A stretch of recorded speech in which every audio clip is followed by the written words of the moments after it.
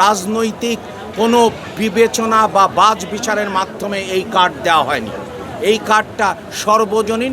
আমরা হতদরিদ্র, দরিদ্র এবং নিম্ন মধ্যবিত্ত দিয়ে শুরু করেছি। ভবিষ্যতে আমরা 4 কোটি পরিবারকে এই সুবিধার আওতায় আনব। তার সাথে সাথে আপনারা ইতিমধ্যেই লক্ষ্য করেছেন যে বাংলাদেশের বর্তমান সরকার কথায় বিশ্বাস করে না, কথামালার রাজনীতি করে না, তারা কথাকে কাজে পরিণত করে। তার লক্ষ্য হিসাবে প্রথমে কৃষি ঋণ 10,000 টাকা সহ 12 লক্ষ কৃষকের 60 লক্ষ মানুষের জন্যে কৃষি ঋণ মওকুফ করেছে। তারপরে এই আমরা রমজান চলছে, পবিত্র রমজান মাস, সেই লক্ষ্যকে সামনে রেখে আমরা ধর্মীয় প্রতিষ্ঠানগুলোর প্রতি গুরুত্ব আরোপ করে ইমাম, মুয়াজ্জিন এবং অন্যান্য উপাসনালয়ের যারা পুরোহিত আছেন তাদের জন্যও কিন্তু ভাতা দেওয়া হচ্ছে। একই সাথে সামনে কৃষি যে আমাদের কৃষির কাজ শুরু হবে, সেই লক্ষ্যকে সামনে রেখে আগামী 16ই মার্চ তারিখ থেকে আবার শুরু হবে। অর্থাৎ স্বাধীনতার মাসে আমরা কিন্তু বাংলাদেশের নবজাগৃতি চেষ্টা করছি। প্রতিটি জিনিসই কিন্তু 71-এর স্বাধীনতার মাসে হচ্ছে এবং আমরা 16ই মার্চ তারিখে আমরা আশা করছি ইনশাল্লাহ মাননীয় প্রধানমন্ত্রী খাল খনন কর্মসূচি শুরু করবেন। আমরা এও আশা করছি যে ভবিষ্যতে বাংলাদেশের যে কৃষির মাধ্যমে, নদ নদীর মাধ্যমে, জলাভূমির মাধ্যমে, আপনার খালের মাধ্যমে যে আমাদের আবহ অর্থাৎ আমাদের সংস্কৃতি, সেই সংস্কৃতির প্রতি শ্রদ্ধা রেখে এবং কৃষকের চাহিদাকে মনে রেখে, অর্থাৎ একদিকে যেমন কৃষকের ন্যায্য মূল্য দরকার, একই সাথে ভোক্তারও ন্যায্য মূল্য দরকার, সেই লক্ষ্যকে সামনে রেখে আমরা কৃষক কার্ড চালু করব।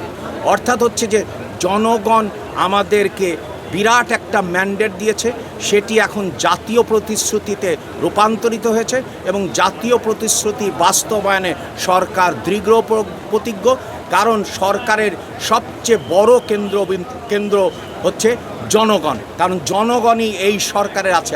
আমরা ক্ষমতা গ্রহণ করি নাই, আমাদেরকে জনগণ রাষ্ট্র পরিচালনার দায়িত্ব দিয়েছে। আমরা একটা আগামীর বাংলাদেশ গড়ে তুলব, যত রকমের বাধা বিপত্তি আসুক।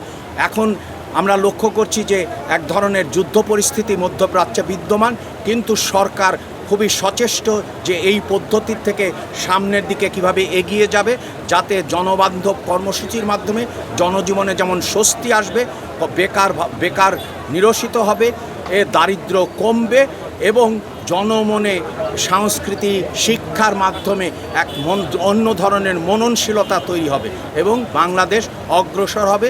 তার মাথা শুধু দক্ষিণ এশিয়ায় নয়, পুরো এশিয়ায় জনাব তারেক রহমানের নেতৃত্বে তারা গড়ে তুলবে এবং সেটাই আমাদের প্রত্যাশা না, শুধু আমরা এই প্রত্যাশাকে কর্মে রূপান্তরিত করার জন্যে, কারণ জনগণই আমাদের সাথে অংশগ্রহণের মাধ্যমে সেদিকে নিয়ে যাচ্ছেন।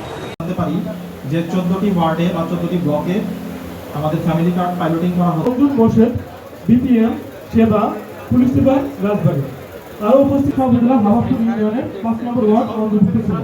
সরকারের নির্দেশনা আসার সঙ্গে সঙ্গে নেতৃবৃন্দ, সুশীল সমাজের প্রতিনিধি, সম্মানিত শিক্ষক, জনমাধ্যম, জেলা প্রশাসক, অভিজ্ঞ জেলা ম্যাজিস্ট্রেট সহ আমার সম্মুখে উপনীত রাজবাড়ী 1 আসন উপস্থিত আছেন। মাননীয় সংসদ সদস্য রাজবাড়ী 2 আসন। আমি পাংশার সর্বস্তরের মানুষের পক্ষ থেকে এবং পাংশা উপজেলা প্রশাসন প্রায় 3500 খানার বসবাস, তার মধ্যে 5 নং ওয়ার্ডে রয়েছে প্রায় 2800। এমপি দেওয়ার বিভিন্ন পর্যায়ে আমাদের যে ডাটাগুলোতে বিভিন্ন ধরনের রাশেদ আল মাহমুদ তিতুমির মাননীয় প্রধানমন্ত্রীর অর্থ ও পরিকল্পনা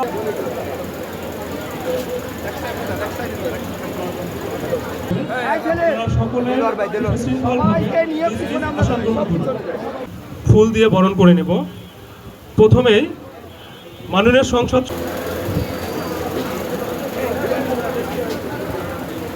সকলকে শুভ সকাল এবং আন্তরিক শুভেচ্ছা। পাংশা উপজেলার